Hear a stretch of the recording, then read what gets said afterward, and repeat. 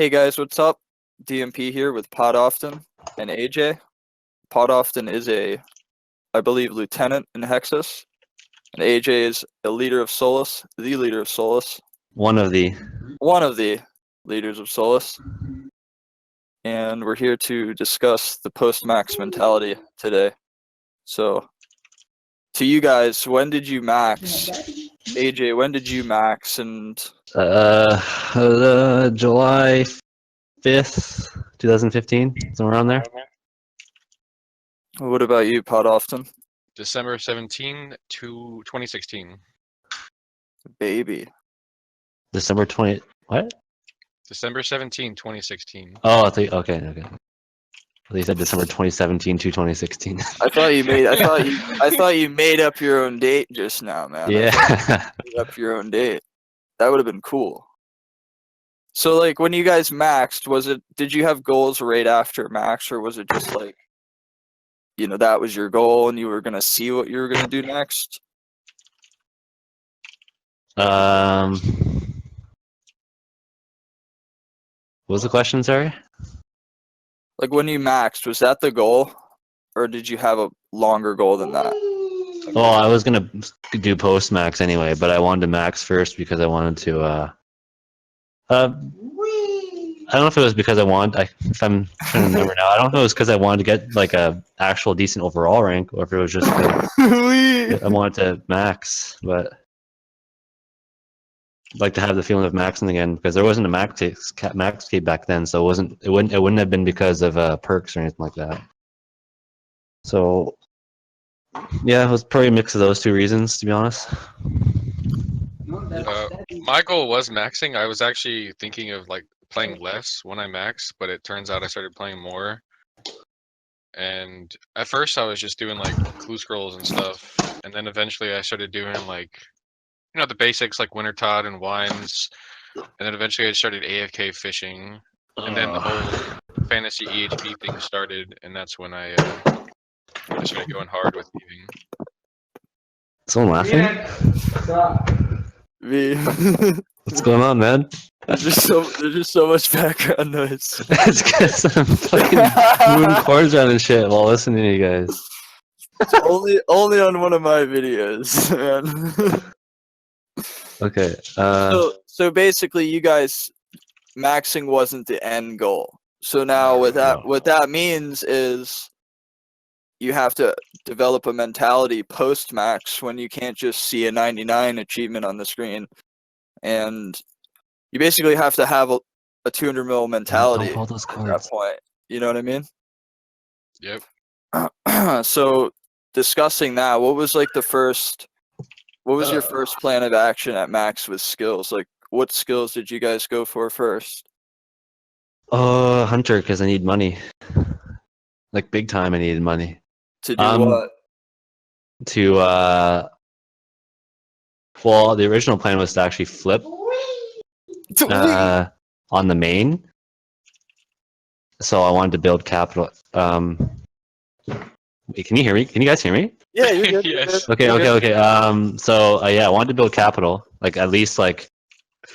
Well, at the time, Hunter 200 would give you like one bill. I think it gives you a lot more now, but maybe like one bill, so it'd be enough to sort you of. would have made so much now.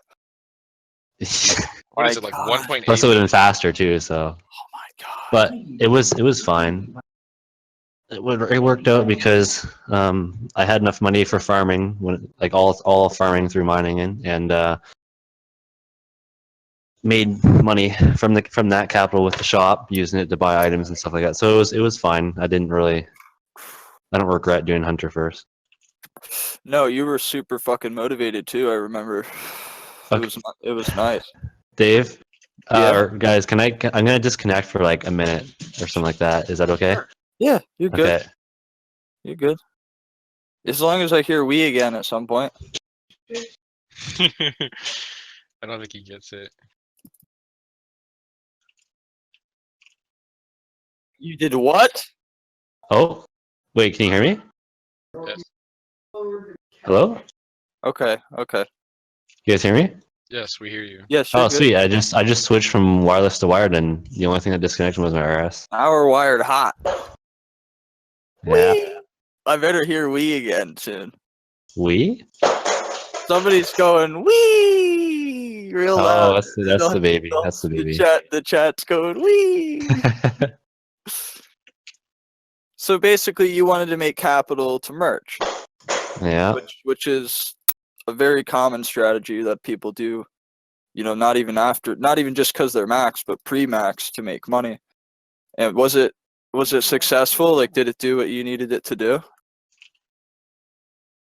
Yeah. Like I said, I had enough capital. I didn't really flip that much in the end, but I had enough to pay for farming and Right. for shop during mining. So it was fine. Yeah. And now, Pod Often, how about you? Well, like I said, I started with cooking and fire making because I was just about the fast XP. That's what everyone did when they maxed. Right. And then, well, I obviously did thieving. It just happened to be around the perfect time. It was fantasy HP. It was pretty easy method to do all day long and gain HP. And there was other people doing it as well, like Lasby and Speed. So I got 200 mil. I didn't really, it wasn't really like planned or a goal until like I was like 160 mil, and I was like, all right, I guess I better finish it. Some thieving it too. Remember the plunder? Yeah, Remember the plunder days? mainly just an EHP thing. Like I just kind of go for EHP. It's not a bad way to go about it. It's timed directly to 200 mil all. So you yourself too, you're another person who even after max, like even before max, did you see the goal as bigger than just that? Like you saw 200 mil all as like. Well, I mean, I did it on RS3. I wasn't sure if I was going to do it again on old school, especially because it's a lot longer of a goal. But You did 200 mil on RS3? no, I was going Oh for it. shit! I just got fanboyed over you, man. I was going for it, and I got to 2.8 bill, and I quit because it just kept getting worse. But anyways, like I was pretty much like gonna do it in old school. It was right. inevitable.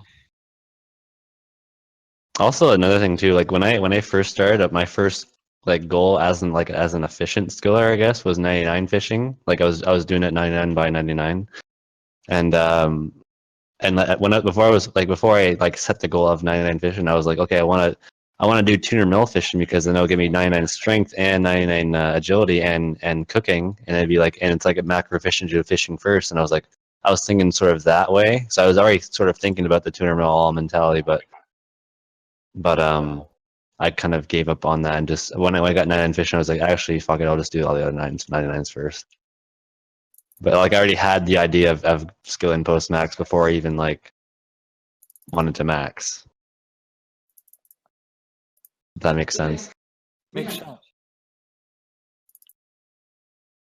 Basically, I was just so intrigued by like the way like how competitive the skilling environment It was is very competitive that today too.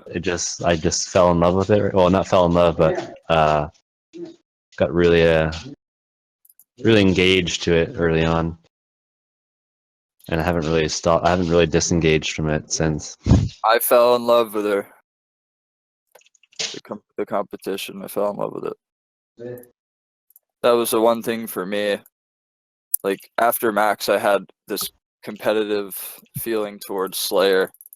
Like I wanted to get a top Slayer rank. So while I was maxing, my only thing in my mind was like getting to Slayer and doing like post max efficiency at that point for that skill specifically, which at the time was only 40k XP an hour. So do you now from maxing to now? Do you guys feel like your mentality has changed due to updates and stuff like that, and things you did then? Do you kind of regret now? It's for me. There's some things that I did as a skiller in the past that now I could have saved a lot of time.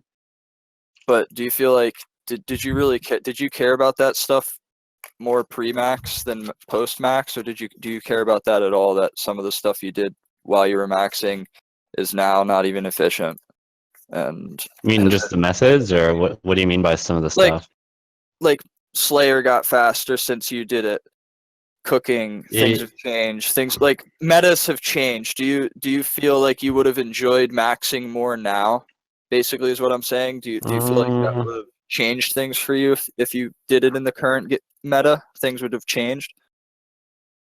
I don't think I would have enjoyed maxing as much as I did, because I kind of like just logging on and doing a skill and then just leaving it at that. I don't really like to switch around a lot, because I know like maxing you're switching around so much, because 99s don't take long to get.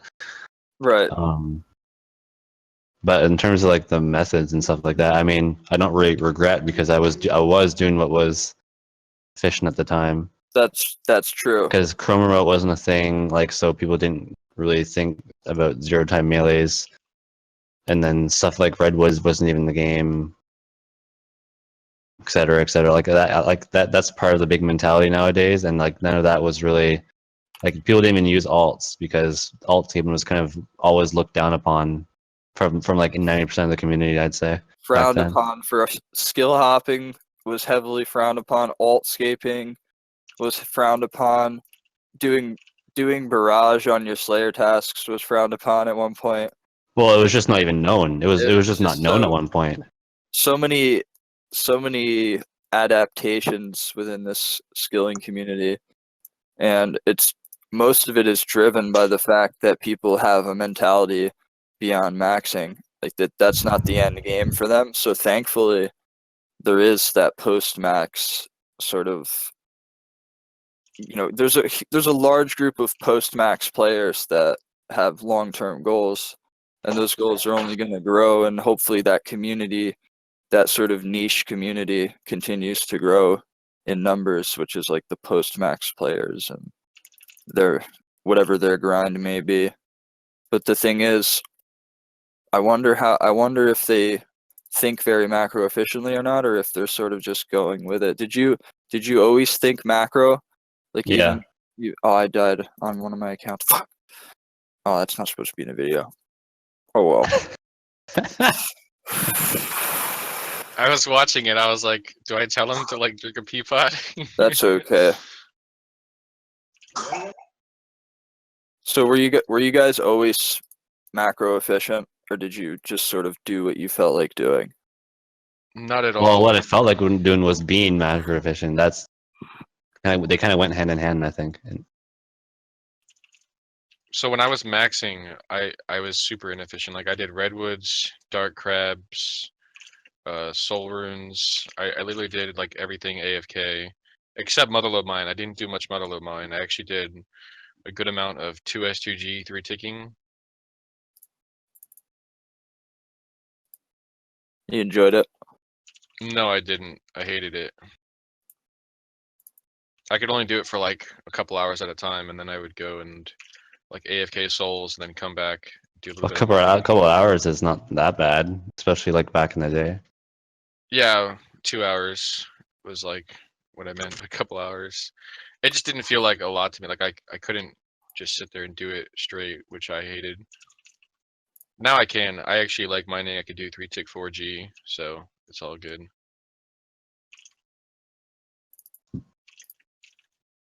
So did the game become more fun to you post max? 100%, yes. That's a big thing that people. I don't know. Actually, I don't know, because I really enjoyed. I mean, it might have been just because I was a NEET for a big portion of that time, and I was just kind of riding the wave of no responsibility bliss playing RS. But like, I really enjoyed maxing again, and I mean, I did enjoy like the whole twin row mining competition as well. So I don't know, between those two, I'm not sure what I enjoyed more, but. Were you always competitive, or did maxing? Were you competitive while It wasn't maxing? enjoying the competitive nature of it. It was more like just enjoying the fact that like I'm being a part of like a big scene again, because I was a part of a scene that kind of died out before RS. But yeah, it was just kind of being immersed in that whole efficient mentality was kind of what made it enjoyable. It's hard to describe. Really? I remember we had talks of it in the past of how big you were on COD at one point with the community you were involved in, and that being on here, you were sort of still discovering your identity at the time. I was like reliving it, sort of, but Yeah, like in a different way, so it was still like new. and you feel as though as time's gone on, like you've found your role. Like you're like the father of everything now in most people's eyes. I don't see myself as the father of everything here, though. I don't. In what way? because of the way you're able to balance. Like you set the standard for a lot of us of balancing your IRL obligations, like with family, having a child, working, and still putting in like huge weeks and months. Well, huge as in for the amount of stuff that you have to do, the fact that you're still able to put in the time that you do, it's respected in this community. It's known throughout this community. So I definitely say you established yourself on here just as much as you would have on COD in the past. So it's good to see that. No, pot often. I'm not trying to convince people to have a kid, by the way. Oh no, no, I'm no. just- I have a kid on the way. By the way, no, I'm just kidding. Now, pot often. Were you competitive, or were you a competitive type of person while maxing? Like, were there any competitions or anything like that available No, before maxing, or? well, like I said, I AFK to max, but even like post max, even now, like I'm not like that competitive. Like I just kind of go at my own pace. I just like the long term grind, you know, like I just keep playing and seeing progress. I don't like it when, you know, a game ends after a couple hours. Like I'm just looking for something else to do. So with RuneScape, I always have something to do. You can say that again. Now, when you What? guys were maxing and post max, did the amount of time that you wanted to play change? Like, did you enjoy playing longer hours in the post max game, or was it the same? Well, Dave, can I interrupt for a second? Yeah. What about you? I don't think you've answered the questions. Nobody wants to hear about. Yeah, I do. I want to hear. I want to hear. We're all participating. I don't want this to be like an interview for just me and Pot. Well, for me, like I said, when I was maxing, the competitive nature in me started up because I started meeting members of the HLC, and it was really good for me at the time. It was summer of 2015 when May of 2015 is when I decided I wanted to go for max, but I didn't really know any meta. I didn't really know anybody, and at the time I met guys in Hexus. You remember when I was first recruited to Hexus, AJ? You came over there. You Yeah. came over there trolling me. You and Me and Vior. Dior. You came over there to troll us, and Vior was ranked 5 at the time, and you were very close to max. And I was this guy with 1200 EHP. It was me and Paul No Life, and I had all these big goals, you know. I always had these really long-term goals, and going for max sort of instilled that mentality in me, which was like, okay, let's see, this will take X amount of hours, that will take X amount of hours. Great, I'll be busy for a while, you know. I found it very satisfying because I wasn't a skiller up until like very late 2014. I started getting like a 50 base to my stats, and then by 2017 I'm sorry, not by 2017, by May of 2015 I was like 70 base in almost all my stats at that point, and I really started taking interest in going for max. I had complete free time, so you know, the sky's the limit when you have complete free time. I feel like that's a big factor, is people who don't have a lot of free time, they don't think max is ever going to be an availability for them because they don't understand certain meta, that like things you can do in 0 time to help boost your maxing process, or you know, methods that are more efficient than other methods. So I feel like for me specifically, when I decided that I wanted to start going for max, I started asking questions to different people who had answers at the time, like, Paul No Life was one of the first skillers I met at the time. You and Vior were around, and then I eventually met like Andrew Wiggins and some of the guys from Solus, and eventually ended up in a clan with guys that are now a lot more recognized in the community. And being around these guys that had information, like skilling information, I was like a sponge. I felt like I got to learn a lot of different metas and things that I had no idea about. So it was like, okay, cool. I can max, I can go for max. That'll be a good idea. And as I kept getting closer and closer to it, that wasn't satisfying enough. I wanted something more.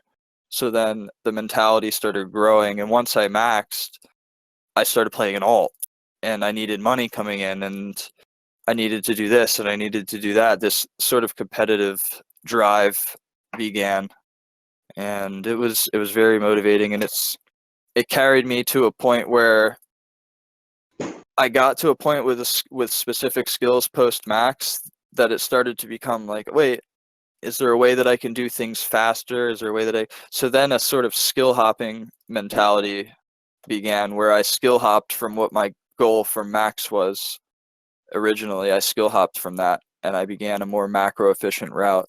So bringing us up to that point, I think that pretty much answers most of the stuff I asked you guys. Basically, Yeah, that's a pretty good sum. Yeah. my mentality pre-max and then post-max. So now that we're back up to post-max now, and goals changing and stuff like that. And a lot of people post-max, they either are people that skill hop or don't skill hop. Do you guys consider yourselves guys that do you skill hop around, or do you, when you set a goal, do you try to stick through to it all the way to the end?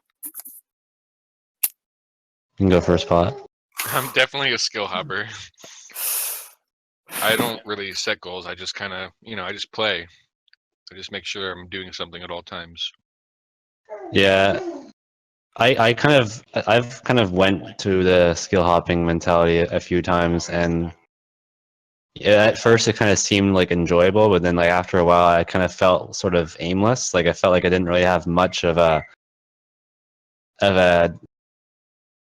very, like, I didn't really have a determined like direction in where I was going. Like obviously tuner them all, but like if I just skill hopped, it would just kind of feel like some kind of mix of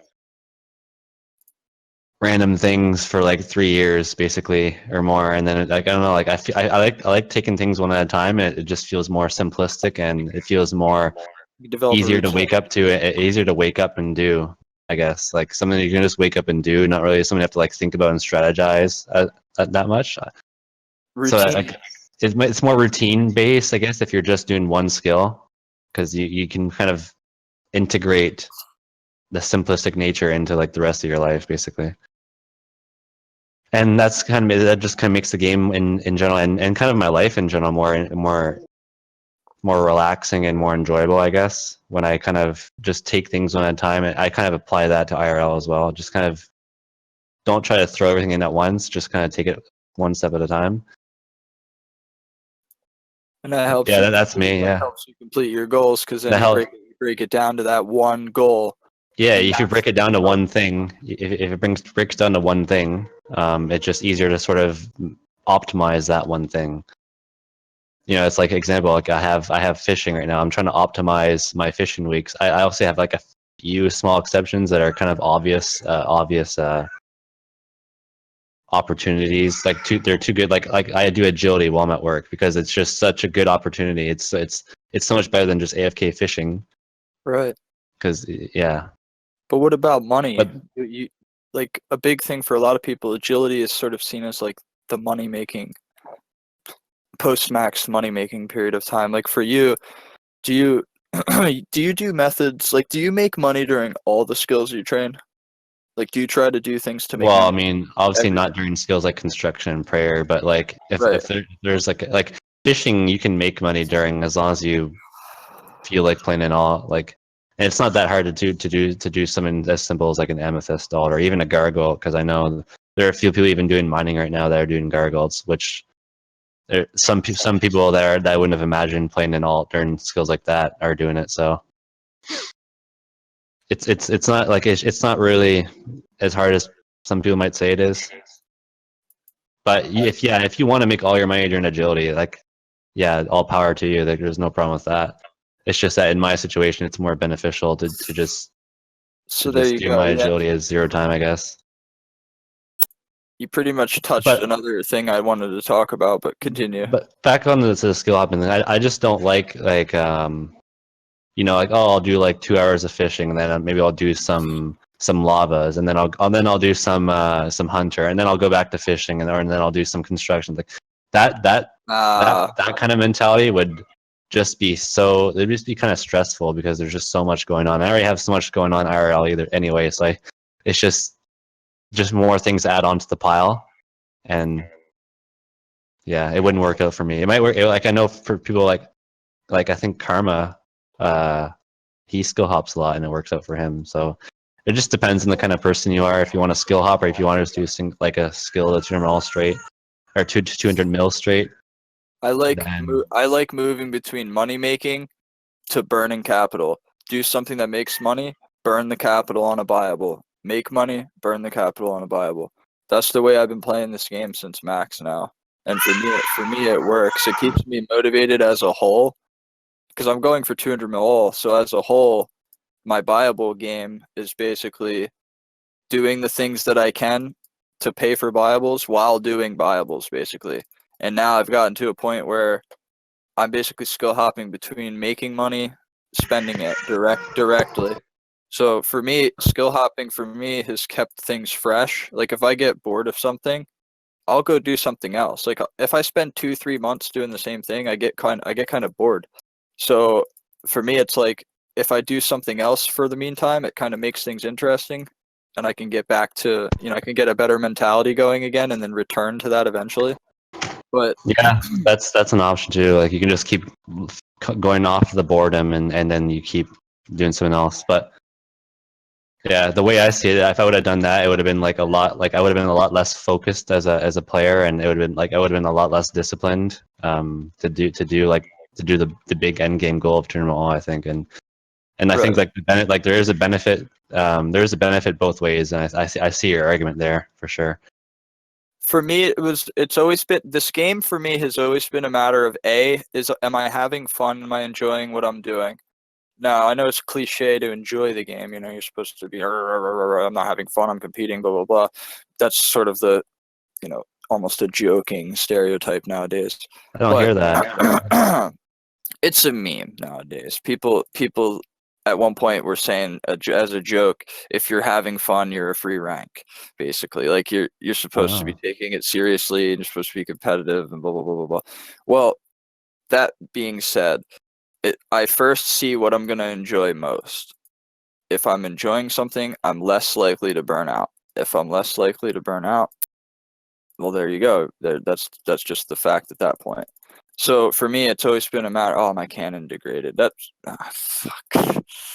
For me, it's always been a matter of okay, am I enjoying this? If I'm enjoying it, I'm gonna be able to power through it. If I'm not, well, then I'm probably gonna end up getting burnt, and then you're counterproductive at that point if you're not doing anything. So when I get to those points that I feel like a little like just not too motivated to do something, switching it up really helps me out. But I respect the fact that people with the routine-based play style, which is, in my opinion, that's the best way to look at this game, is one great routine. And if you discipline yourself to a daily goal and you stick to that every day, it's going to add up. You're eventually going to complete your goals much faster because you're taking things one thing at a time, and it would probably be a lot less stressful. Because sometimes I feel like my skill hopping now, there's so many unfinished things. Like I'll have 100 mil in this, 100 mil in that, 50 mil. You know what I mean? So it's like now finding the routine at some point to do those skills is going to be a little more difficult than if I would have maybe just banged them out when I was motivated towards them.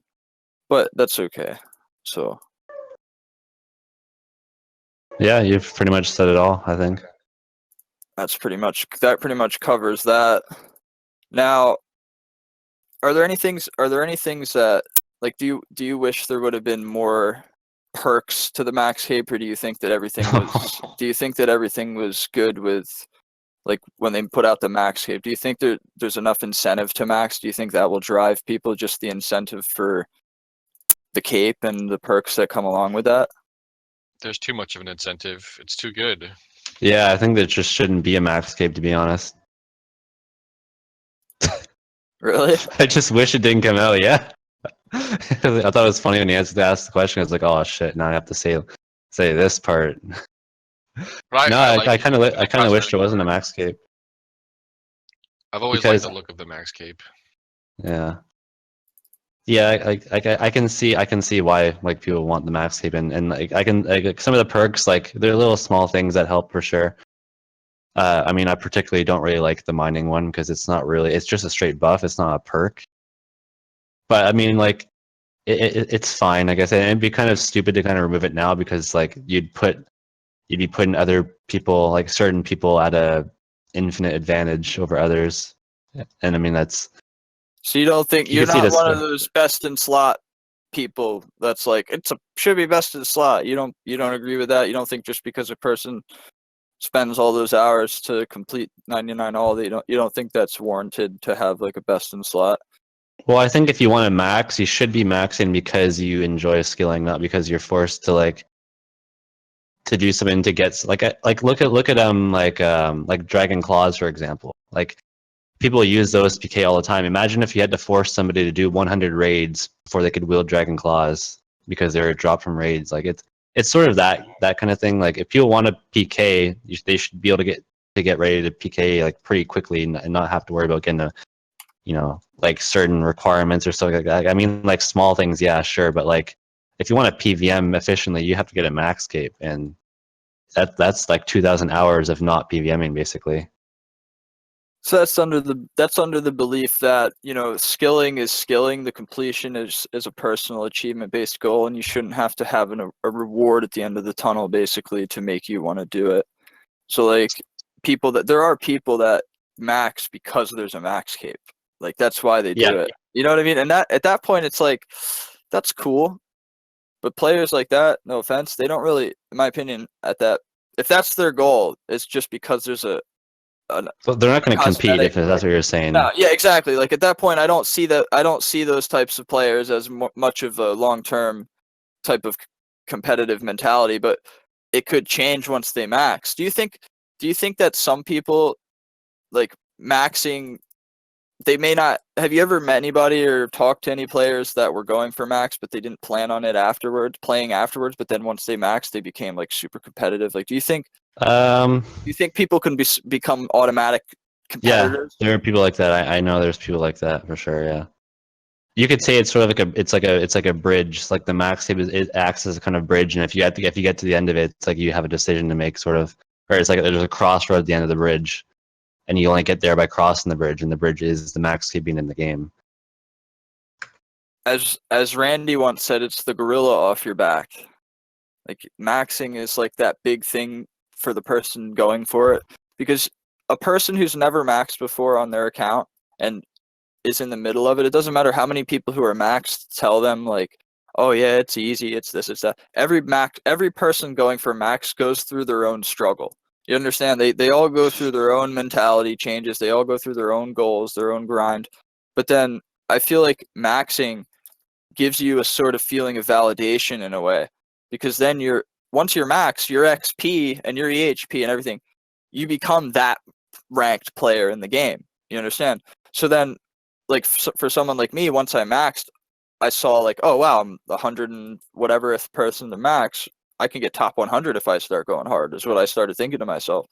So you think maxing can just change the person's mentality, make them more competitive?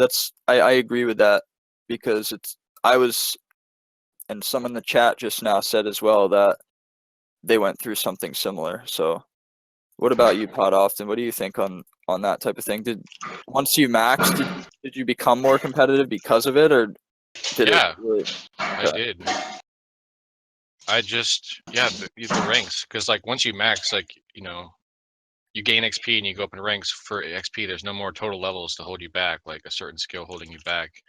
You just go for whatever XP you want to get.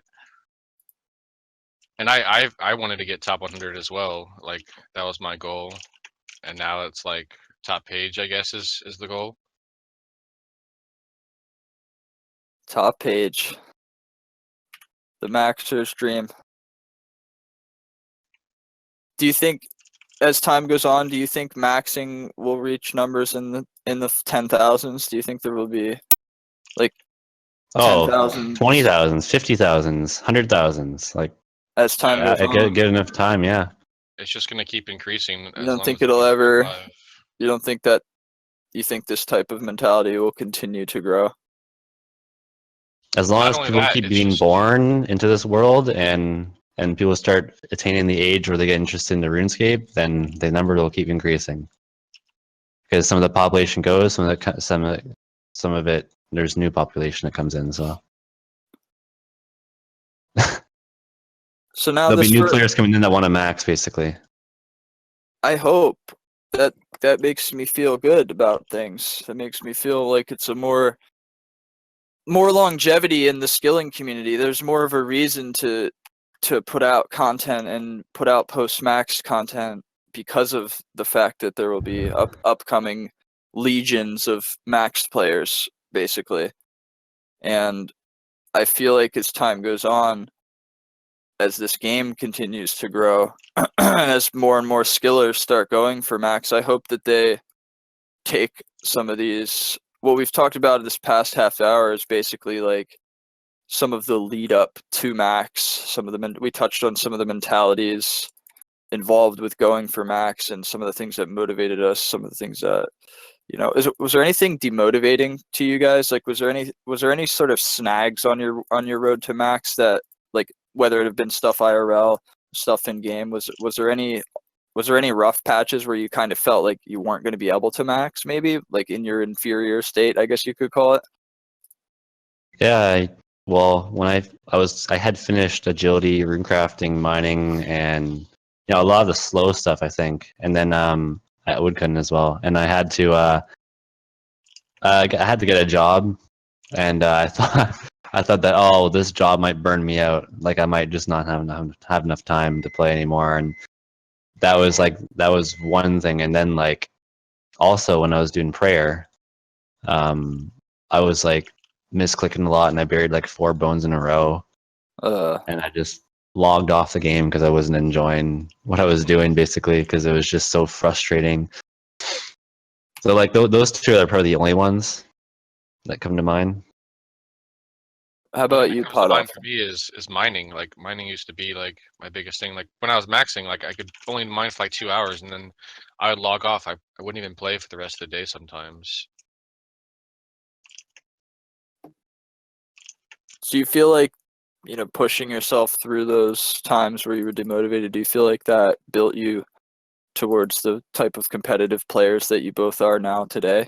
That's how it works with skilling. Like you don't really enjoy every skill at the beginning, but you just kind of push through it, and eventually it's like really fun. Like 3-tick fishing, I didn't really find that enjoyable or anything like that. Same with like woodcutting, like all the tick manipulation. I thought, I get kind of bored of them after an hour, but eventually I just kept, trying to do it for longer and longer. And now like 6 hours is pretty easy to do. Mm.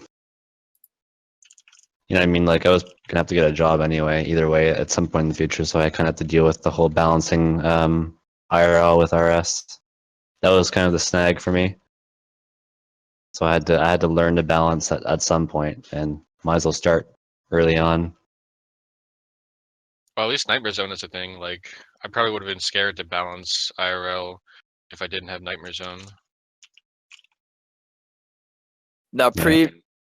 leading up to maxing, we're gonna start talking about another pretty relevant topic, I guess you could say.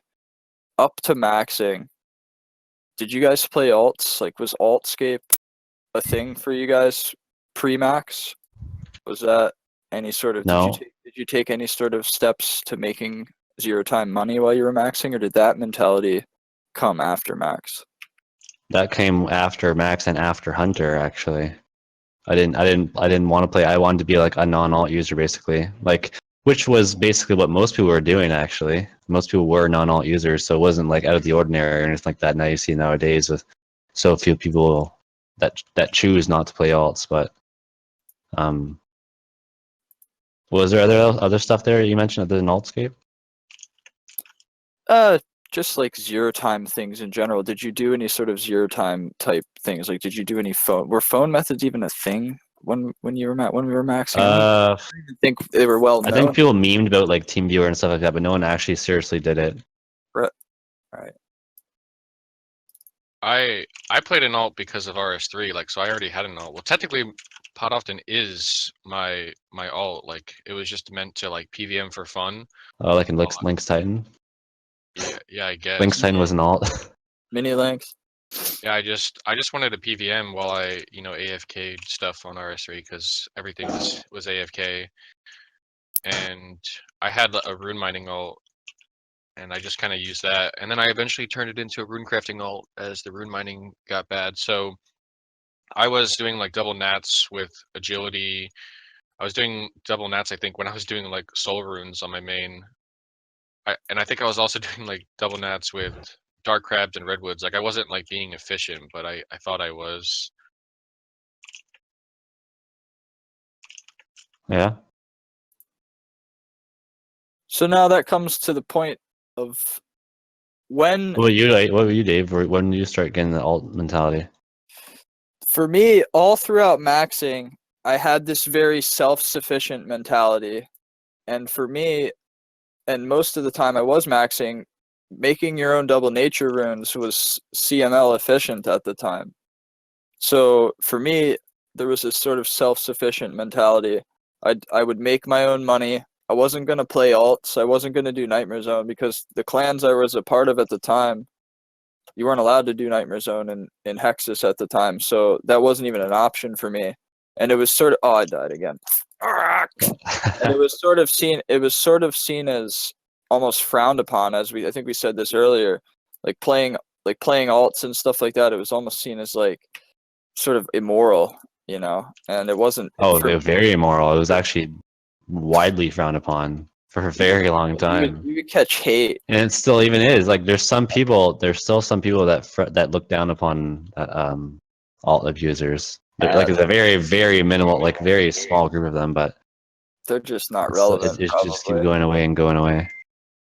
But it's like, while maxing, I didn't have any feelings towards making money, basically farming money to compete for getting as much XP as possible. But the moment I maxed, it's like a light bulb switched. Like, all of a sudden, I wanted to spend as little time as possible making money and as much time as possible spending money. So I immediately adapted, taking steps towards Wyverns on an alt at the time.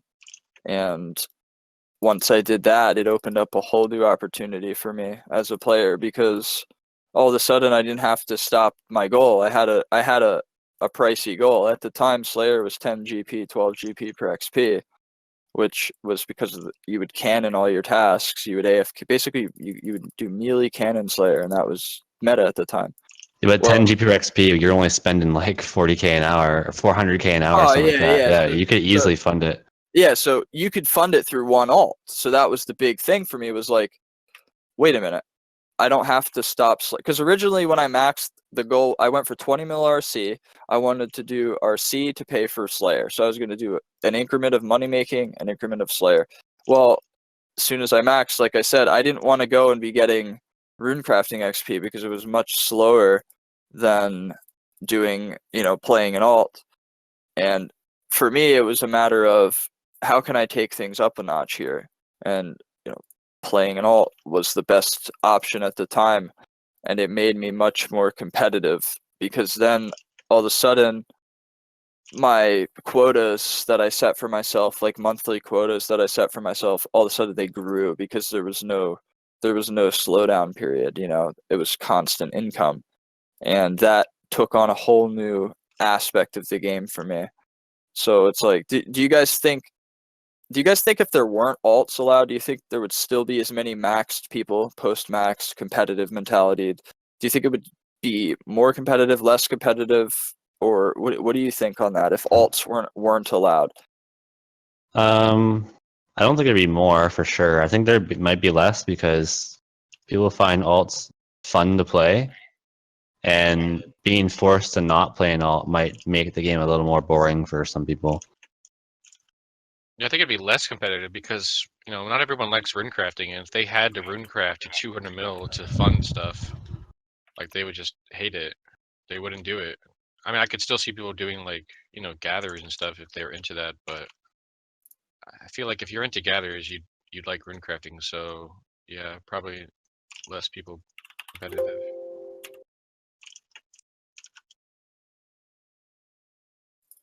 Yeah, I think Altscape being a thing completely transforms the competitive aspect of a game like this, because you can make as many alts as you want. As long as you're able to keep up with what you're doing at the same time, staying relatively efficient. You don't want to stand there on your main just because you can't justify. There's no amount of money being made, in my opinion. Well, okay, I guess if you get a 10 bill stake and you win, you can justify it. But it's hard to justify wasting time on your main to make money because of how zero time it all is. So I think that the fact that alts are allowed, it just completely transforms the playing field for people, because all of a sudden now they can make their money at their own pace, however they have to make it, however they feel comfortable making it. And there's not really a rush, because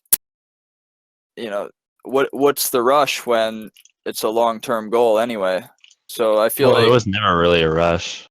Even before Altscape, you would just do like you said before, increments of RC, and then they'd use that money to pay for some buyable XP, and then they go back to RC. right. It was always like there was never really a rush. The only actually there was sort of like a rush period where shop was just kind of regarded by a few people as the best, and they would just do agility to try and rush like 10 bill That's what I meant by like basically. Altscape put certain people in sort of a frenzy, almost like a competitive money-making frenzy when it came to things like the shop. Now, That's actually because they thought it would be removed soon. They wanted to abuse it as much as they could. now that being said, are there things that you think down the line may get removed? Are there anything that you think that might change, or do you think that Altscape methods will continue to adapt as this game? Like, there will be new things that are Altscapeable down the line. Do you think that as time goes on, as a growing base of skillers goes on, do you think there will be more ways for skillers to make money? Yeah, well, as long as Quest keeps coming out, as long as new skill and methods get released, like Redwoods and Rune Dragons and like all this stuff, like new stuff comes into the game, there'll be some new things that are 1 mil plus an hour. I guarantee there'll be some new methods like 1 mil plus an hour. There'll be AFK. I mean, with a lot of requirements, but there'll definitely be more coming out, I think. I mean, What do you aren't think? Rune Dragons king right now? Like they're pretty AFK in 1 mil an hour. They're basically, if like, they're kind of in general the best alt method at the moment. And then there's Brutal Blacks as well they're a pretty good runner up. They're so packed and banking. You have to bank so often. It's not fun. Rune Dragons are crazy. They're so good. I love them. Are you talking about Brutal Blacks or Rune Dragons when you say that? Brutal Blacks. Like, yeah. I do Rune Drags now with Lavas. I couldn't do Brutal Blacks with Lavas before. Yeah, I mean, it's a pretty good runner-up to Rune Dragons if you don't want to do all that questing and. But then again, wouldn't you want to have a T-bow if you were going to do them, and then a T-bow? A T-bow? I don't know. Like without a T-bow, they're not that good. The Dragon Hunter crossbow with rigor is okay, I think. Mm-hmm. Oh, I forget about that. Very good.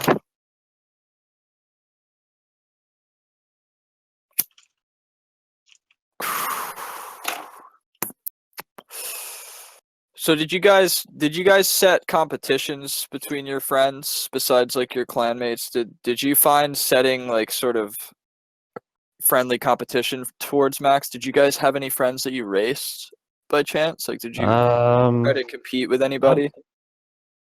I don't think I did. I kind of like in my head raced with a few people that ended up beating me, but I never really we never really had like a kind of open friendly competition going on. I wasn't really close enough to somebody to really say like, hey, let's race.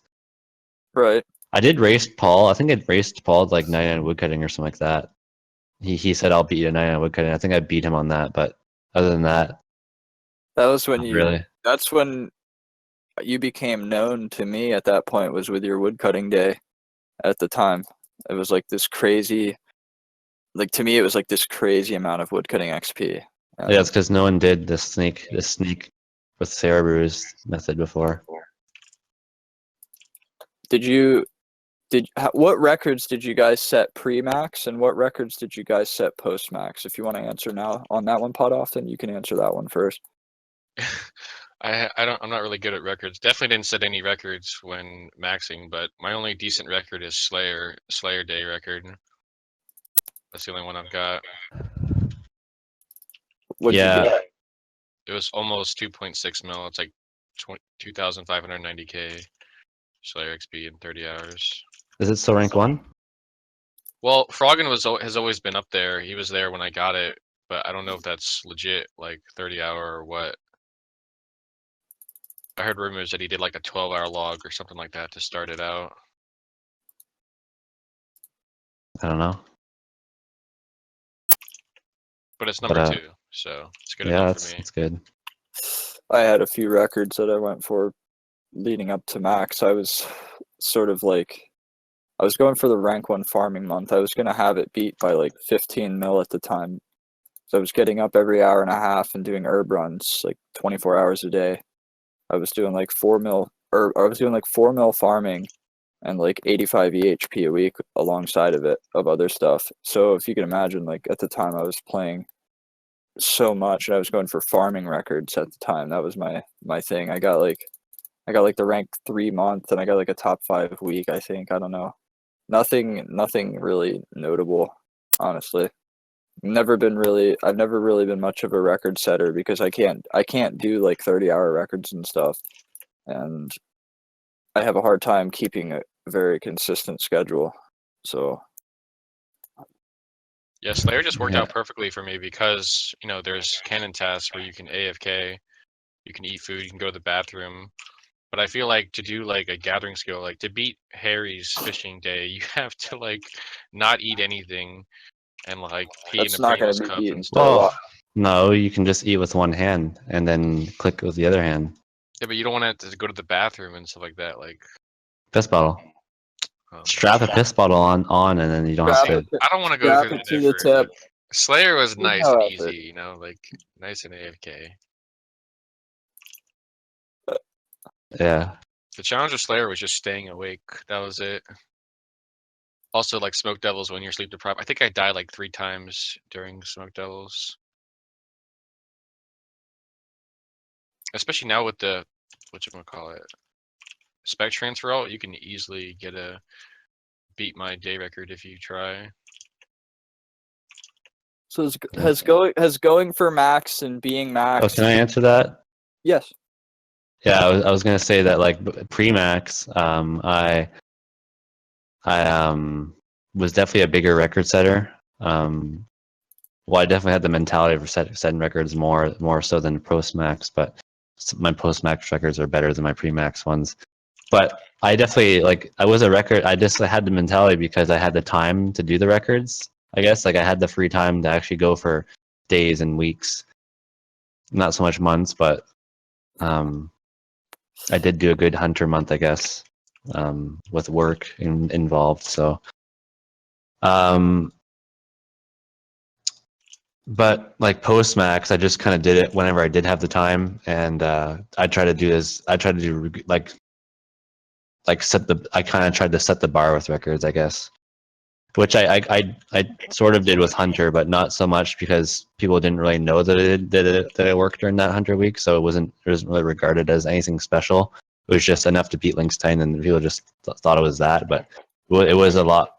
There was a lot more I got put into that than it would just what it looks like. But the mining one is definitely where I kind of set the bar, and Ardenio later sets that bar even higher. But after that, that's pretty much where the whole record setting kind of ended because I just didn't really have the time anymore to go for them. I'd still probably go for them if I had the time to do it. Like if I had the time to do a 30-hour, I'd probably do it and What skill would see you if, choose? well, whatever skill I'm training. In this case, it'd be fishing. I would just do whatever I'm doing. I wouldn't like actually just switch. I wouldn't skill hop to do a record. Yeah, but I respect records for sure, and every time I see a new one, like especially Ardinios, I was just shocked that he was able to do it. I was wondering for a very long time, will anybody actually be able to do this mining week? And I knew that he'd be the guy to do it. Ever when he started mining, I knew he'd be the guy to do it if he did it. If someone was going to go for it. Very impressed by Carey. Kudos. 99. Oh my god, that one too. Jesus. Did an Oh, insane- like my mining day is so bad now compared to what's up there now. But I guess I did set a bar for actually having done a mining day. It was the first one that was done, and it was mine. pretty And big. Do you see a lot of records that post-max players are taking part in? Do you see them as being things that will be passed down the line? Do you think there will be a lot of skills that will every get record, better? yeah. Every Well, I mean, record? even with current methods, every record has the potential to be beaten. And I think like it's a lot easier to beat a record. Like you look at Carrier's Day and you say, wow, like no one's going to beat that. But if someone goes for that record, they're going to have the mentality of making sure they get at least like 128K or whatever XP per hour at least. Otherwise, they just won't continue. Right. And I feel like if you have that kind of goal, like, and you can actually see what you need to get, then it makes it a lot more easier to get it. Because like in my case, when I did a day record, you know, there wasn't anything to beat. So I was just like, I was happy with whatever I was getting because it was just like, oh, this is actually pretty good. I won't like stress over it kind of thing. But Right.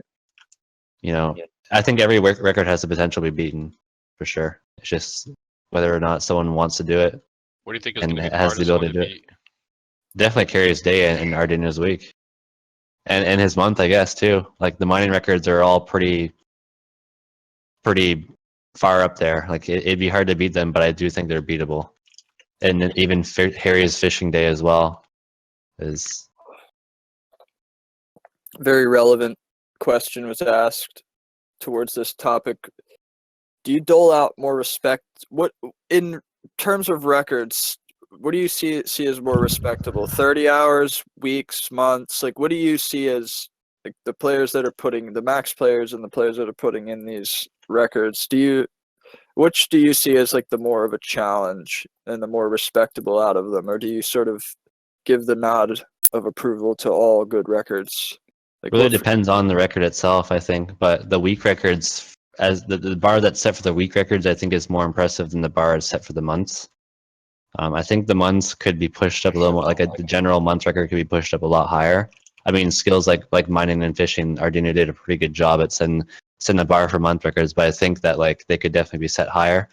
Then they're easier to reset than the week ones.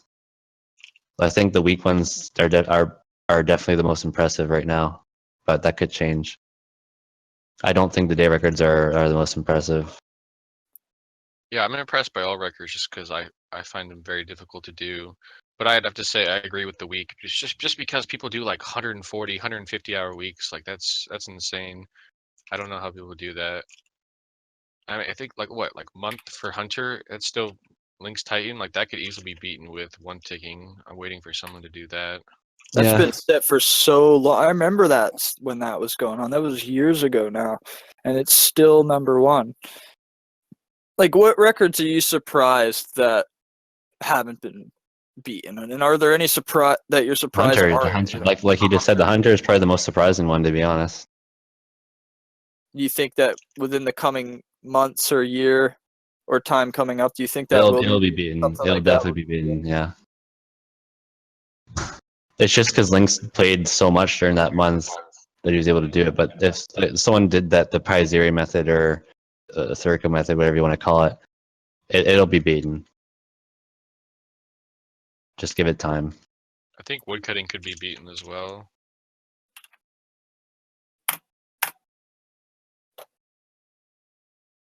Yeah.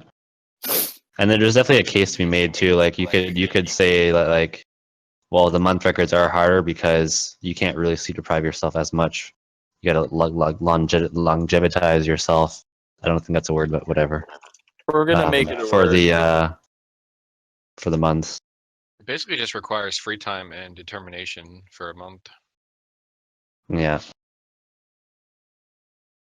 Do you value long-term consistency in terms of weeks, months, potential years? Do you value that more than just like, oh, I have free time, I'm gonna go hard now, and then I'm just probably gonna not play much? Like, do you take a player more seriously, like a max player more seriously, who has a very consistent pattern, or some of those guys that go hard as fuck and then they just peter off, sort of? Well, those guys you just mentioned are people that aren't able to balance it all. And That's balance is part of key. learning. That's the whole part of the whole learning process, really. And they're gonna skip out on that. Then I don't think they're as good of a player.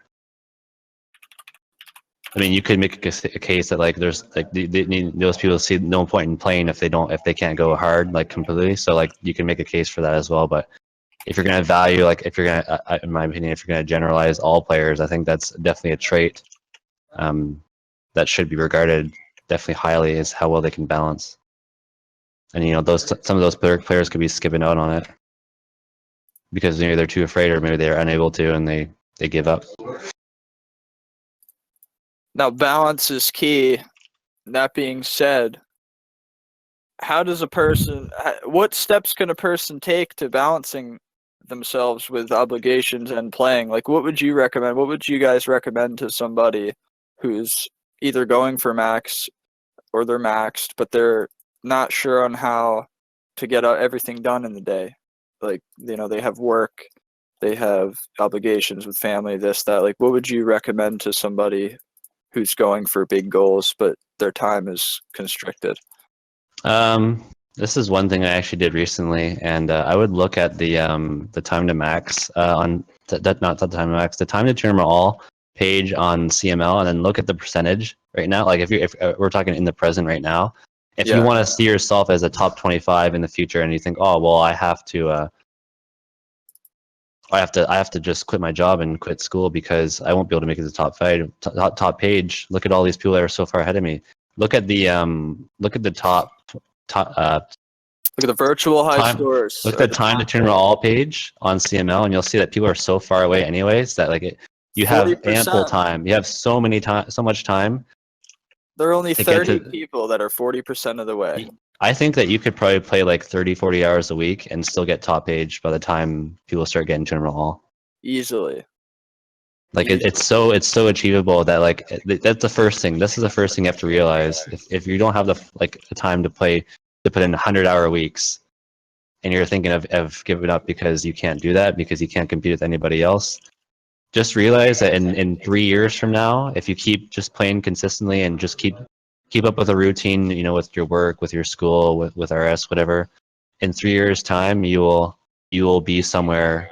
You'll definitely be up there for sure. It's really all about consistency, and like all the people that they've gone hard, and then people slow down too. Like the people that have gone hard, yeah, they're up there for sure. Like the top five, they've gone hard. Some of them have been neats for a while, and some of them aren't neats, or have been neats in the past. But it doesn't mean that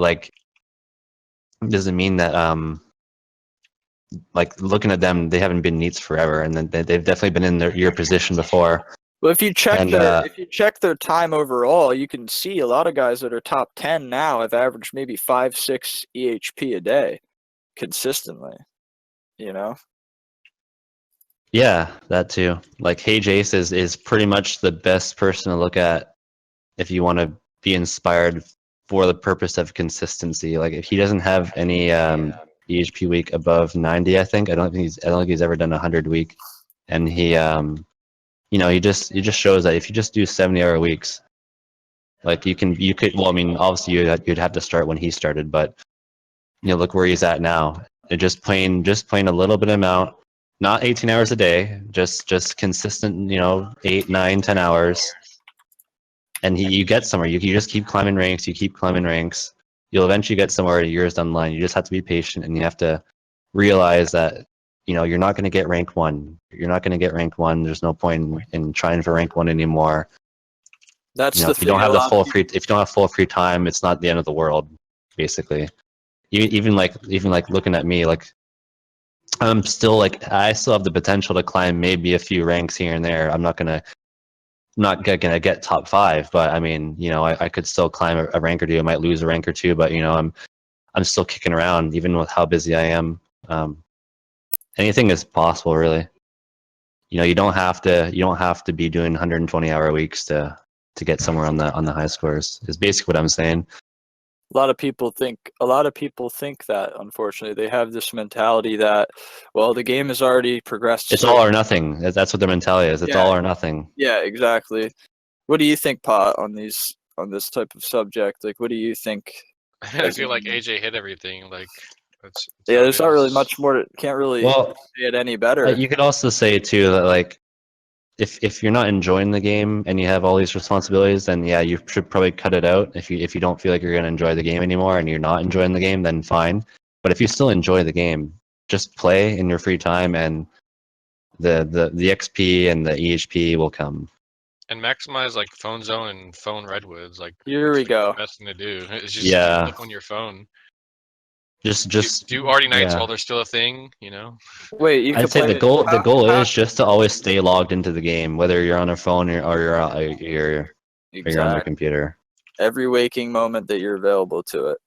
And it's not hard to do, really. You could just go into Nightmare Zone, and it's just like you're not even playing the game. You know, you're taking a break basically. You could just hop in the zone. You're still logged into the game. You're still gaining XP. You could But put yourself in Guthans, click once every 20 minutes, and you'll stay gaining combat XP and EHP for several months of time.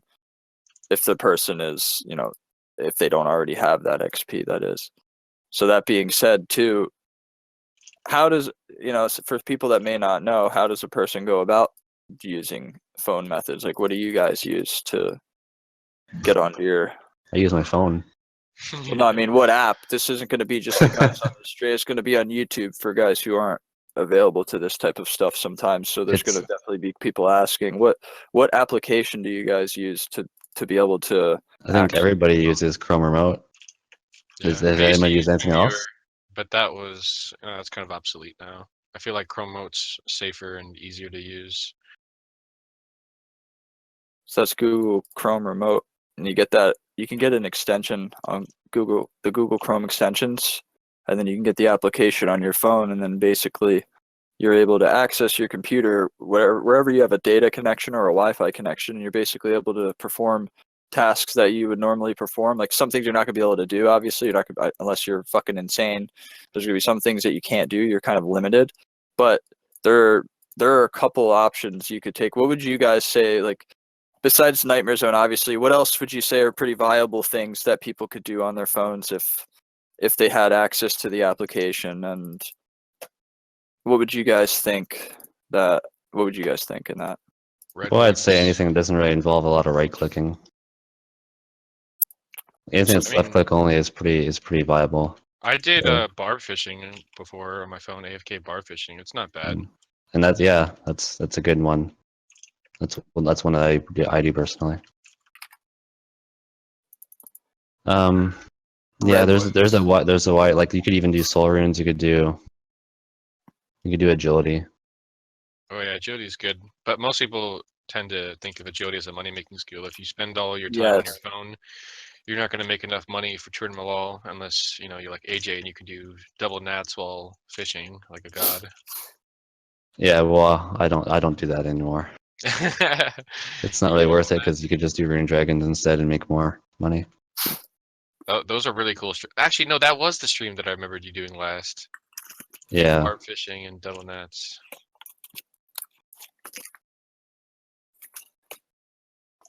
Yep. Um. Yeah, it's just like, and you can eventually get into a routine with it too. You could just find out, okay, what can I do?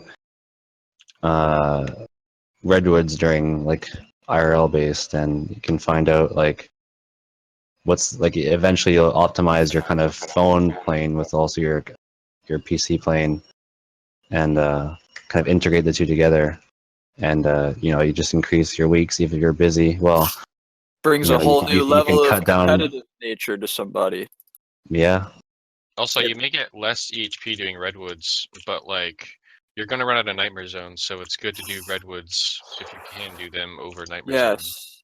Yeah, and I mean, there's some cases where you can only do nightmare zone as well, like I could before you go only, to yeah. bed, or before you, or like while you're in the car or something. I ran out all my nightmare zone time, and then the next best option was redwoods. I wouldn't have changed a thing because I was able to complete, but I was able to complete the nightmare zones in 0 time, and now I've been able to do redwoods whenever I'm not able to be on the computer. And for me personally, from the moment I started doing phone nightmare zone, which was in June of 2016, from the moment I started doing it, it took the game to a whole nother level for me because all of a sudden I was able to play, 12 hours on my phone and then 6 hours a night at the computer every day. And it was all of a sudden like you're gaining constantly. You're able to take the game to a whole nother level. You have the ability when you get up in the morning before work, you could put yourself in nightmare zone, do some guthins while you're getting yourself ready for work, or you could do redwoods, or you could do knights are gonna get the kapush, or they already got the kapush, didn't they? Or are they done now? You can't do No, knights. you can still do them, I think, right now. They Well, haven't done, they haven't changed it yet. that's something viable on your phone as well. But what I'm saying is, once you adapt to that sort of technologically advanced mentality, which is utilizing 0 time, you could take the game to a whole nother level at that point.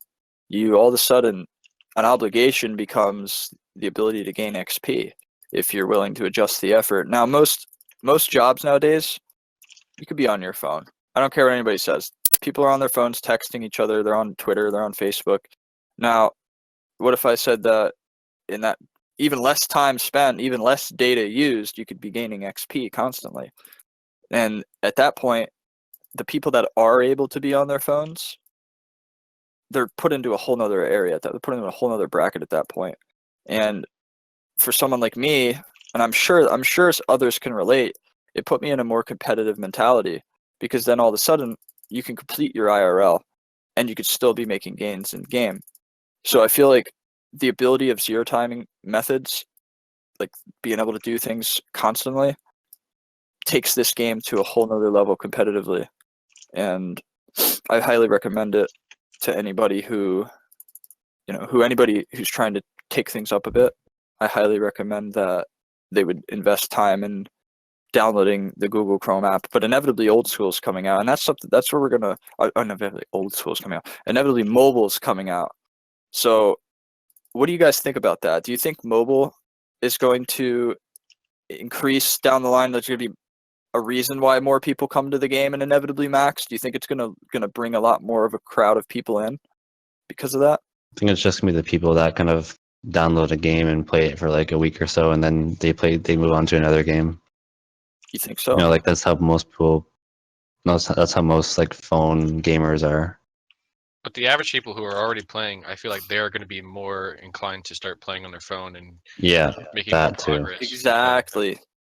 They can be, somewhere, sitting around for an hour bored and like, oh, I have RuneScape on my phone. Let me do some fishing real quick.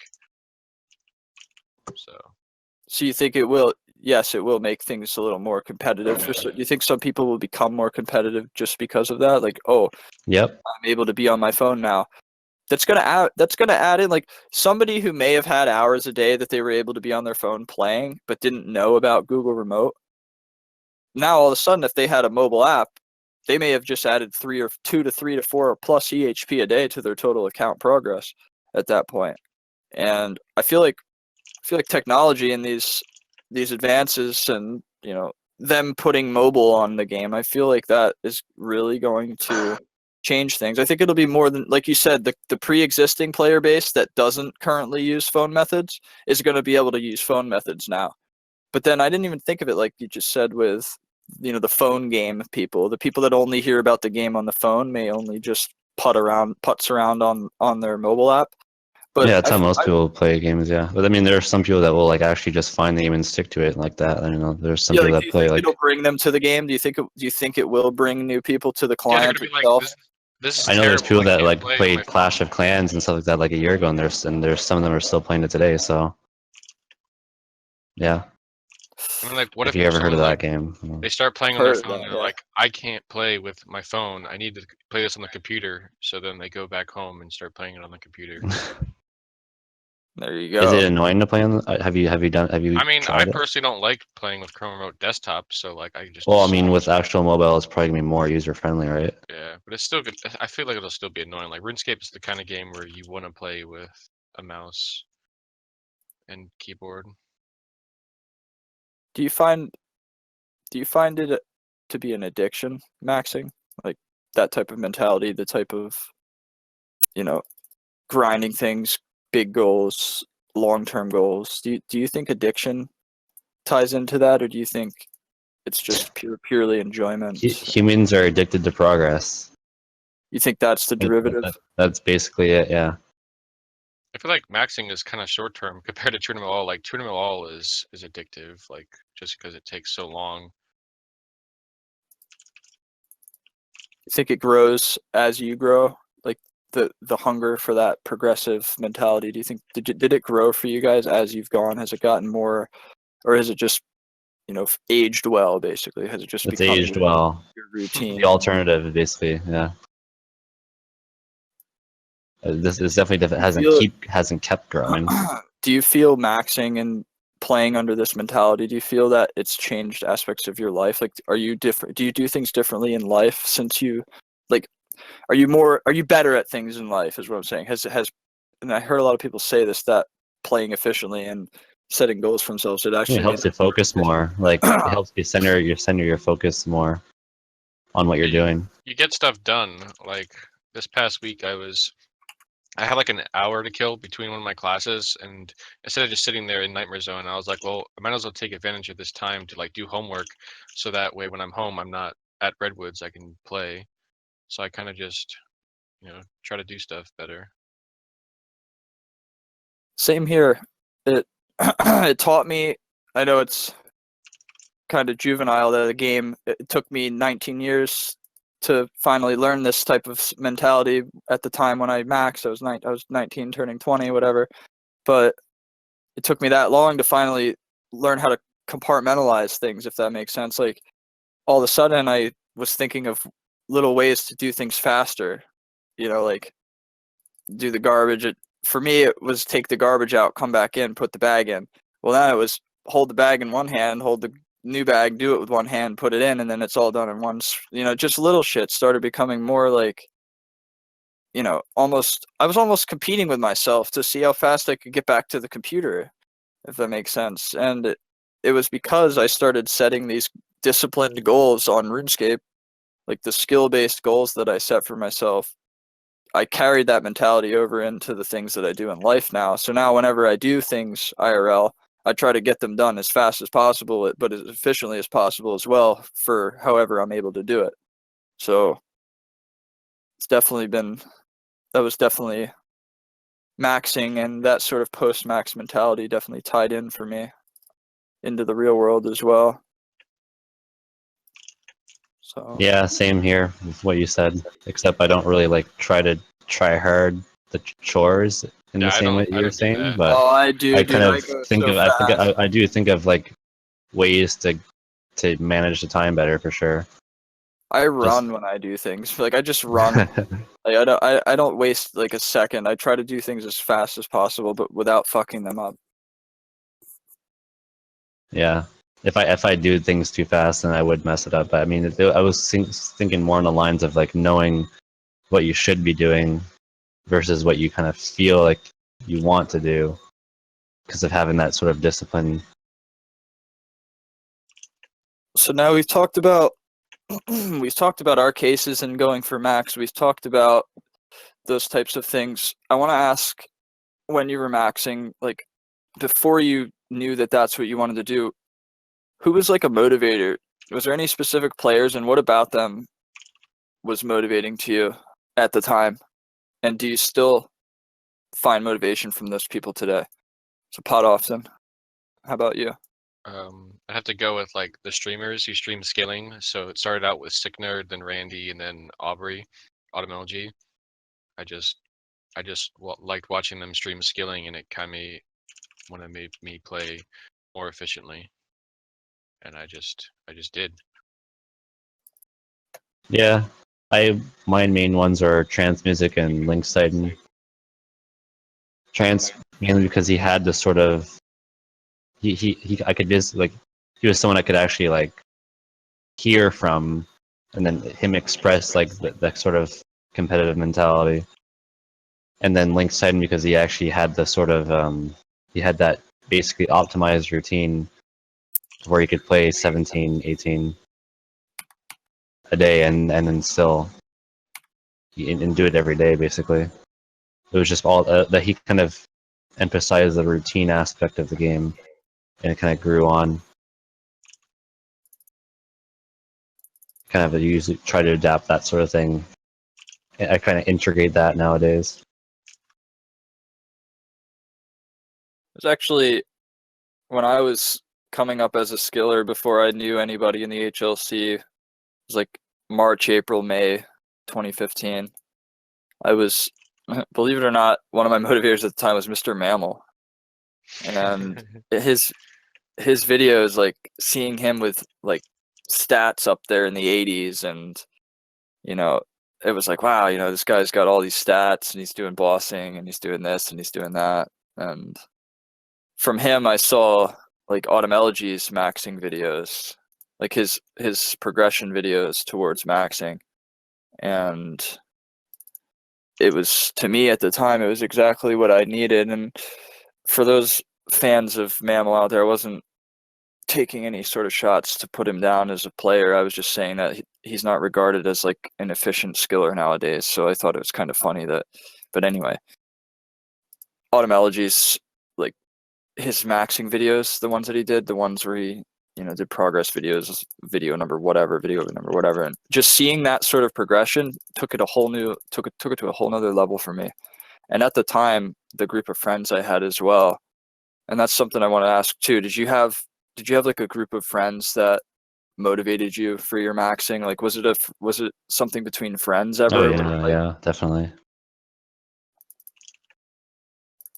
What about you, Pot Often? Sorry, what was the question? Like when you were maxing and when you were starting as a skiller, did you have like friends, a group of friends at the time before you were in a clan? Like, did that motivated you, or were you directly? I was in the solo. clan? I Solo. did everything myself. Yeah, I just kind of self-inspired. Or just watching the Twitch streams, like, I don't know, just made me want to max, made me want to be efficient. I kind of copycatted what they did. And it worked. Yeah, definitely. It's good to have people like friends to sort of point out things that you might be doing wrong, and then you could do better, basically. And you know, like if you don't have anybody, then yeah, you could watch streams for sure, like you said, and emulate what they're doing for sure. Like if you ever have max, and I joined like TeamSpeaks, you know, Dave was giving me a lot of tips and stuff like that at the beginning. Sorry.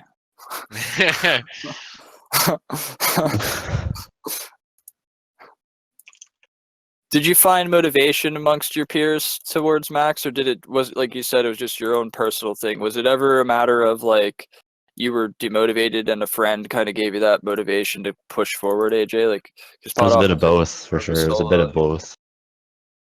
Like you said, like a personal thing, and then with friends as well. Definitely a bit of both. So you think people should kind of build up a reliance on their own mentality when they're going? Because what if they're not there for like a week? Some people I know, and in the past, they rely on notoriety from each other, sort of like the friendly respect given to each other, which I understand that's motivating, but I feel like a game like this, it's such a long-term thing, and it's all a personal achievement. So I feel like you need to craft, you need to hone your own mentality, and then you can hopefully share it with other people as well. But is there any other topics? Because pretty soon here we're going to start going to the chat and answering questions from there. But is there anything else that you think we should talk about for somebody, like just something that you would tell somebody new who is going to maybe listen to this 6 months from now?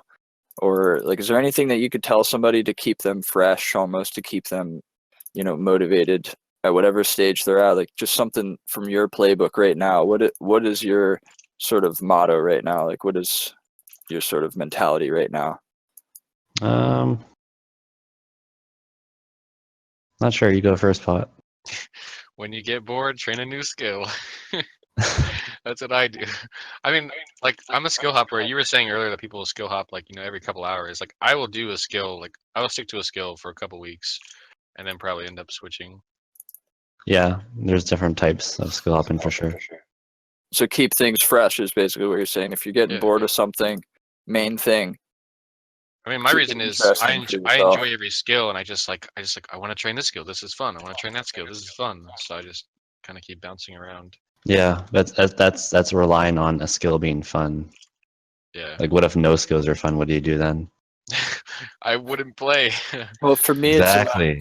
it's a matter of rounding things down to do what I'm enjoying the most first, but at the same time trying to remain as macro efficient as possible. But then realizing that there's going to come a point where I'm literally going to probably do something that I hate, but I grind it for that sake. You have to push through it. Yeah, you have to know how That's to the push through it. competitive push. You have to. There's people. I hate this mentality, but there's the people that say like, if something's giving you a hard time, stop doing it. Like, don't put yourself through stress. It's just a game. It's just this. It's just that. But if it's a post max player, if you're a player that's post max, then you understand that sometimes there's gonna be those days where it's just a fucking grind, And and you don't want to log in. you don't even want to log in. But you have to realize that consistently knocking down your goal and setting a routine for yourself, this is huge for all of us. I think it's just setting a routine daily, weekly, monthly, balancing your obligations, getting things done that you have to within life while balancing your playtime as well, utilizing zero time methods, utilizing alts. All these things are available to you. They're not, they're you could be frowned upon by the moralists if you want, if that's what they want to do, go ahead. But you have to ask yourself, do you want to take every initiative possible to get the most out of yourself as a player that you can? And then if you do, there's so many available options to you. So all that being said, is there anything else that you guys think we should throw in here for the upcoming player? Or do you think we should start answering the open questions now? It's up to you. I mean, you mentioned alts, but like, so like, let's say you do need to do a skill that you don't like or it's boring. Like for me personally, like I just don't like Bibles and like crafting. So like, even if you like, I know you make money in alts, but you could just like have an Iron Man as an alt. Just make things fresh. Keep yourself something fun, entertained. sort of like Yeah. a fun account on the side to get your rocks off, basically. Yeah, it doesn't have to be money. Yeah, always have like a fallback like that too, for sure. Don't like put Have a yourself in a backup position where it's like if you don't enjoy anymore, then you have nothing. I mean, You make it always- pure. you Like won't have a- Dave and Randy, they've made pures and they don't even PK. They just did it for Yeah. It became an alt now. fun. It became a soon to be. But still, it started out for you. Well, to, like, yeah, keep it was yourself just fun. It entertained. was just something fun. Keeping the game fresh for yourself is how you're gonna have longevity. If you become too bored and you become stale, you're not gonna have fun. You're gonna burn out. I got to a point. I was at points on this game where I just wasn't enjoying it, and I ended up burning myself out. Something like things like staking. That's a big thing. Staking and maxing and staking and post max skilling. People try to real quick make their money staking. You get sort of a reliance on something like that, and I don't feel it's very healthy to have a reliance on hoping on luck to make money, basically. And I think if I could recommend one thing to any player who's going for max and hasn't really gotten much into staking, don't really get into it, because it's a horrible road to go down, because then when you don't have money, you think the quick solution is going to be to go and stake, and a lot of times you're going to disappoint yourself and demotivate yourself. So if that's one thing I could say, what's one thing before we start answering these questions? Yeah, I want to add on to that actually, because you What said do you quick have to solution. say I like for the way that? you said Yeah. that there.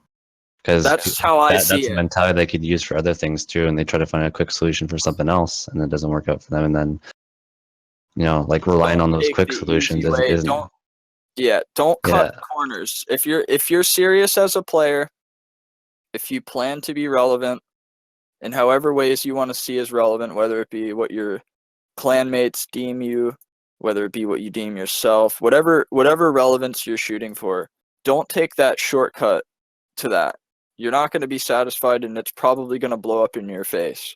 So set a routine, make a plan, stay consistent, and above everything, and we didn't say this yet today on this video, but don't listen when other people tell you something that, if you're doing what you're enjoying, if somebody tells you, don't do that, if it's good advice, take that advice. Don't take it as them putting you down. Take it as them trying to help you. But at the same time, remember that this is your game, this is your account, and you don't have to listen to what anybody tells you.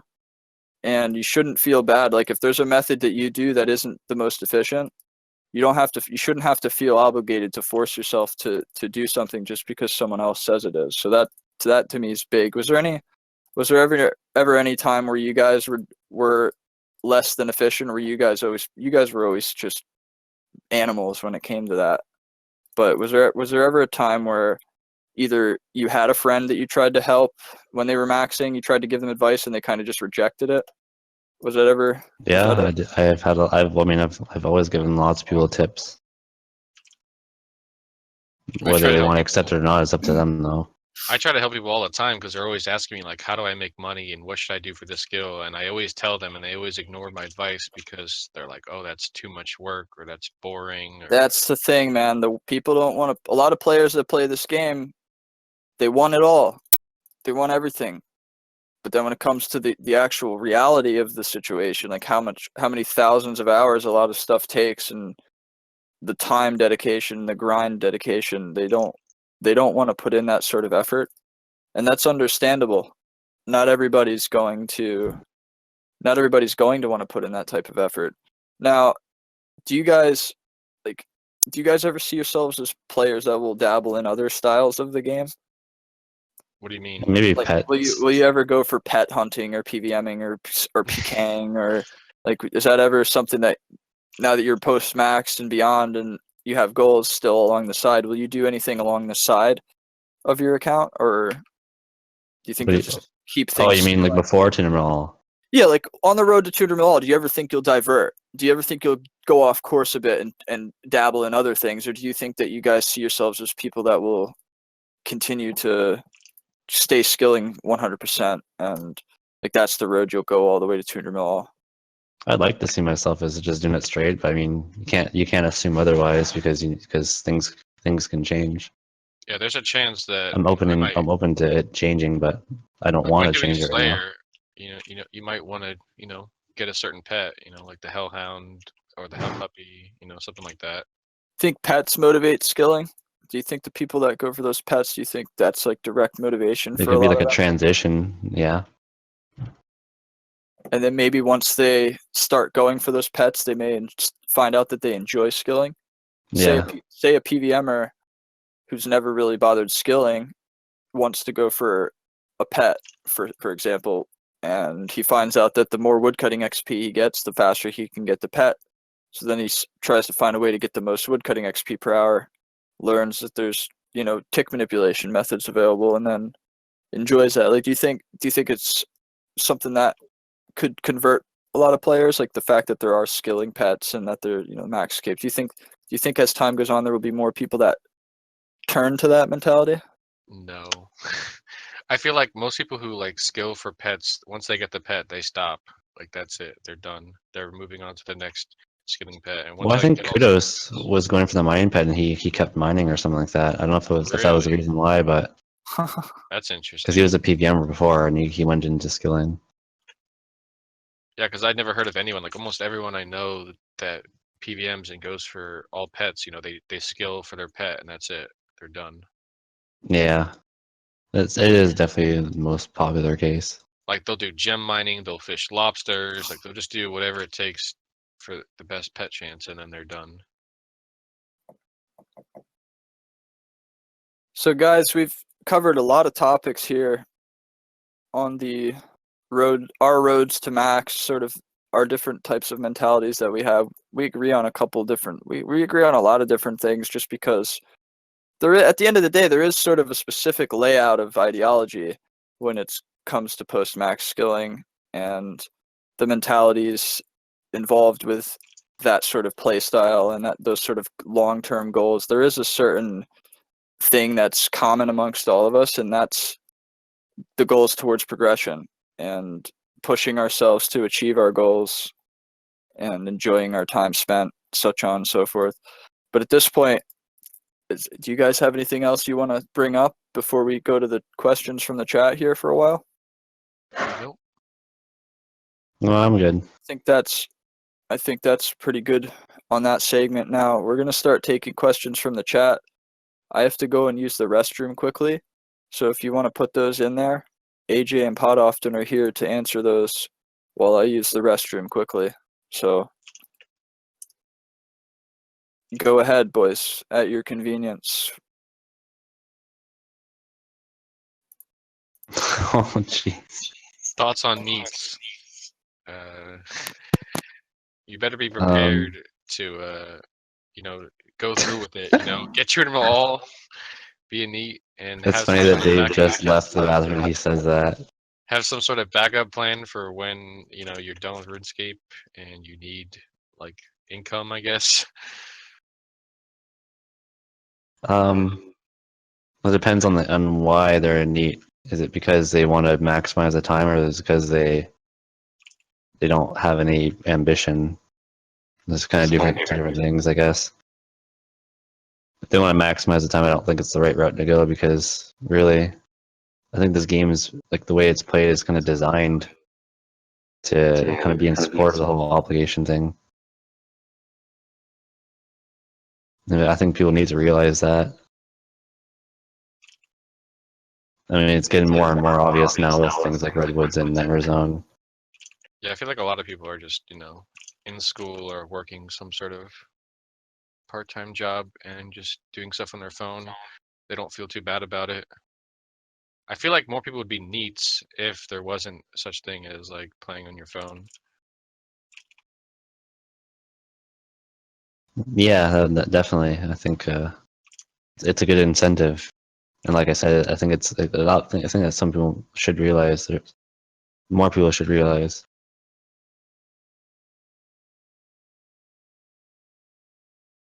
Do you think EHP is making more people attracted to making maxing, or making them feel like maxing is so far away? Well, it keeps getting shorter and shorter, I think, the time to max. I think EHP is more used for 200 ml because maxing it's already like I don't know. I don't know what I'm trying to say. Was it like 1,500 hours now or something like that? It used to be like 3,000. But nobody's More. gonna do. Hardly anyone's even gonna do it in 1500. Just because you have to be so optimal. Yeah, Especially with phone methods being a thing as well.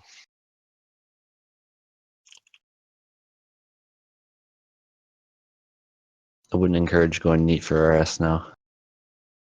Not for RS, for sure.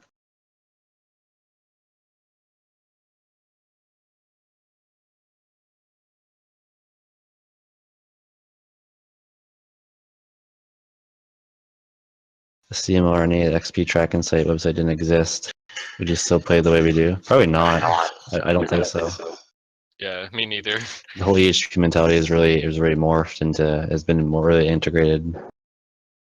And like, if it was just high scores, I feel like we wouldn't have been getting somewhere if I was just doing slow skills.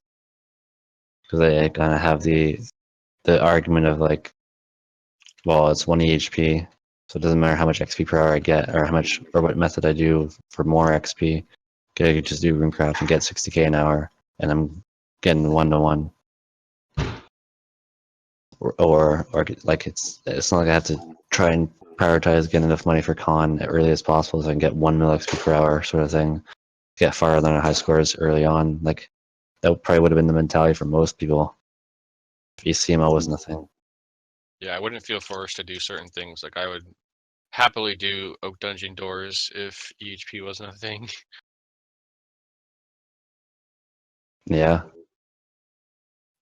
kind of Hey. feel forced, especially when like gathering skills too. Like you feel sort of forced to 3-tick the whole time and to get EHP rates. Otherwise, you kind of feel like a failure, I guess, if you don't. And you're also more inclined to take like arty breaks, like when you need a break to like maintain EHP. Whereas if CML wasn't a thing, you probably wouldn't even bother with arty breaks. You would just kind of sit there and shut your hands for a bit, then continue. That's what I do. Yeah, it's a lot better because you just stick to the skill and you get the skill done a lot quicker as well. Like when I first was doing rune crafting, like I was doing a lot of agility with it, so I didn't really feel like I was making much progress. Now I've kind of turned where like I try to do as much rune craft, like I try not doing agility like at all, and just do rune crafting. Computer. I think that's like CML has helped people like compare themselves a lot more too, like and sort of gauge where they're at, and like it kind of seems more clear to them like what they need to do to get to a certain place. Because like you said, like you could be AFK fishing. Well, who cares? Because you're not really comparing yourself to many people.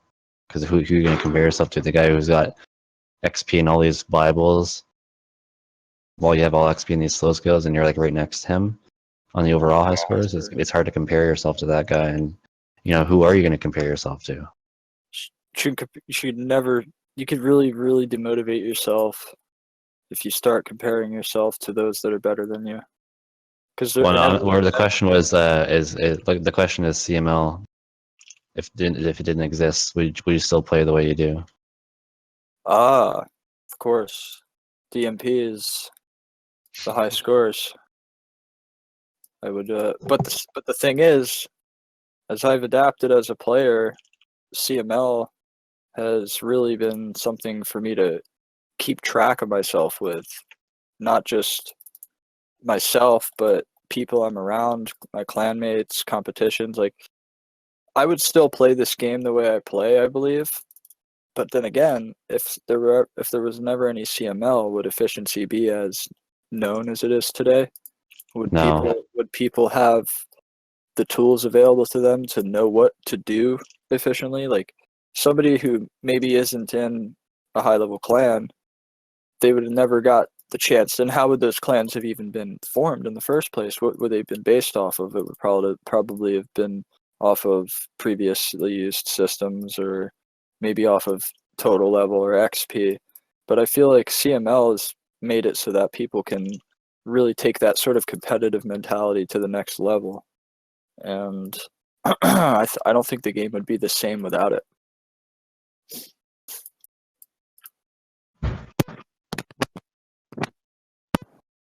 Guys, any questions? If there wasn't CML, a lot of efficient skilling methods probably wouldn't be explored as of now. That's true. Guys, is there any other questions that you have for us? We're taking Look at any the questions from the chat. Yerx's question. What do you think about that, Dave?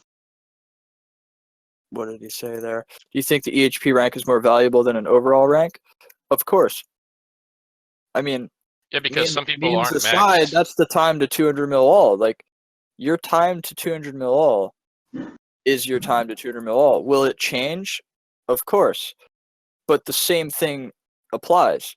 If somebody is 12,000 hours off of maxing 200 mil all, but they're 800 mil below a guy who's 7,000 hours or 15,000 hours off, that person is still closer to 200 mil all than that person with more total XP than them. So therefore, in the terms of like the actual relevance of that person, in terms of that, it's always going to come down to EHP.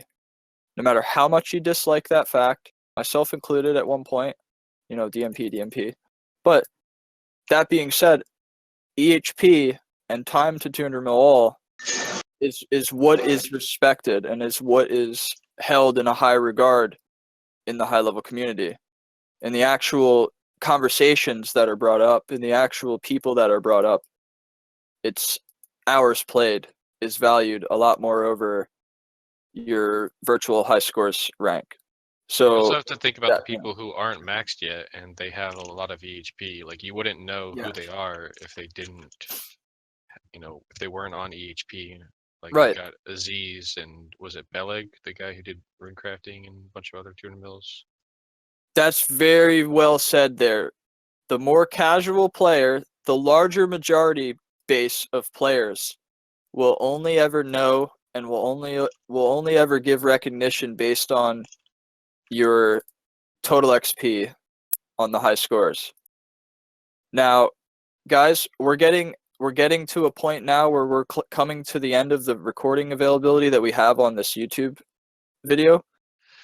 For the sake of the video, thank you guys for those on the stream, but more importantly to those that'll be watching this video, we thank you.